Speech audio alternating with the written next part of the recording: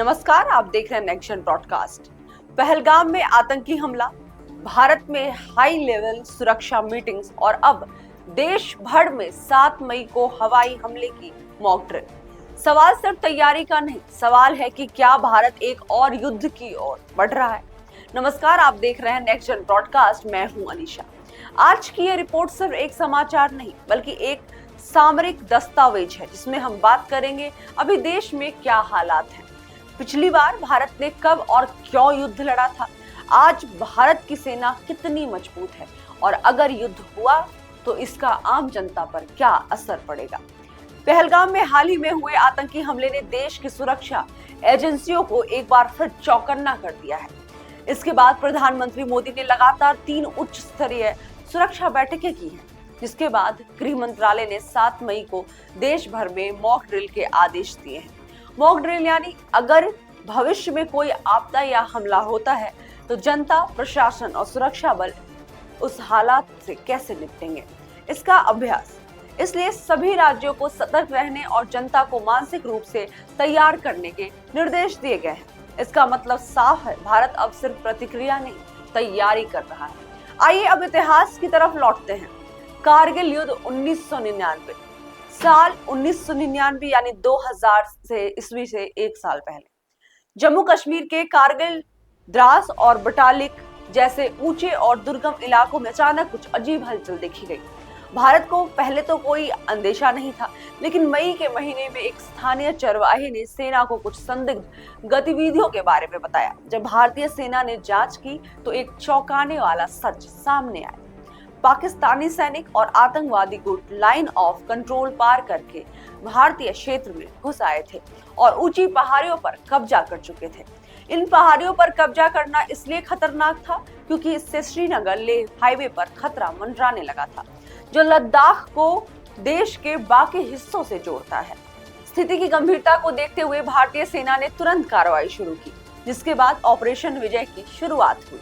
भारत ने इस सैन्य कार्रवाई को नाम दिया ऑपरेशन विजय। करीब 60 दिन तक चले इस युद्ध में भारत ने दुश्मन के हर ठिकाने को एक एक करके फिर से अपने कब्जे में लिया। इस कठिन युद्ध में 527 भारतीय जवान शहीद हुए और 1300 से ज्यादा घायल हुए। इसके बावजूद भारतीय सेना ने अदम्य साहस, बलिदान और रणनीति से दुश्मन को पीछे हटने पर मजबूर कर दिया था। इस युद्ध की एक विशेष बात यह रही कि भारत ने पूरी लड़ाई अपनी सीमा के भीतर रहकर लड़ी। न भारतीय वायुसेना ने पाकिस्तान का एयर स्पेस पार किया, न भारतीय सेना ने एलओसी के पार जाकर हमला किया। इसका कारण स्पष्ट था, भारत एक जिम्मेदार और संयमित परमाणु शक्ति के रूप में अपनी अंतर्राष्ट्रीय छवि बनाए रखना चाहता था। यह रणनीतिक सोच भारत को सिर्फ युद्ध क्षेत्र में नहीं, कूटनीतिक मोर्चे पर भी विजेता बनाती है। सोचिए, पाकिस्तान शुरू से ऐसे गंदी चालें चलता आ रहा है। 1999 में जो भारत था, आज वो कहीं ज्यादा ताकतवर है। आज भारत के पास है 14 लाख एक्टिव ट्रूप्स, 30 से ज्यादा fighter squadron, 4000 plus tank, BrahMos जैसी मिसाइलें और S-400 जैसा एयर डिफेंस सिस्टम। डीआरडीओ और इसरो ने रक्षा को अंतरिक्ष तक पहुंचा दिया है। भारत अब सिर्फ जमीन नहीं, आकाश, पानी और स्पेस में भी युद्ध लड़ने में सक्षम है, या कह ले तैयार है। इसके मुकाबले पाकिस्तान के पास क्या है? 6 lakh active troop, 900 plus tank, 70 से 80 फाइटर जेट, सीमित संसाधन लेकिन परमाणु हथियार। लेकिन फर्क सिर्फ हथियारों का नहीं होता, फर्क होता है रणनीति का, इरादे और नेतृत्व का, और भारत इस मोर्चे पर कहीं आगे है। सवाल उठता है, अगर युद्ध हुआ तो आम नागरिकों का क्या होगा?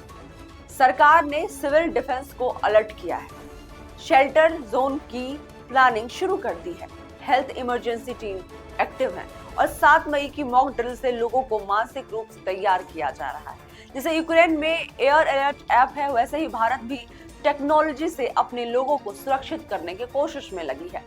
युद्ध का मतलब सिर्फ सीमा पर गोलीबारी नहीं, युद्ध का मतलब अर्थव्यवस्था पर दबाव, आम नागरिकों पर मानसिक आघात और जीवन, आजीविका और भविष्य पर असर होता है। भारत एक शांति प्रिय राष्ट्र है, लेकिन जब बालाकोट एयर स्ट्राइक की तरह जवाब देना पड़ा तो हमने चुप्पी नहीं साधी है। 7 मई को मॉक ड्रिल है, डरने की नहीं, तैयारी करने की जरूरत है। भारत जंग नहीं चाहता, लेकिन हर जंग के लिए तैयार है, क्योंकि हमारे पास है साहस, सेना और संकल्प। आपको क्या लगता है और आप कितना तैयार हैं? हमारे कमेंट सेक्शन में जरूर बताएं। तब तक के लिए नेक्स्ट जन ब्रॉडकास्ट के साथ बने रहें। इस स्थिति में भारत और हम भारतीय एक साथ एकजुट हैं।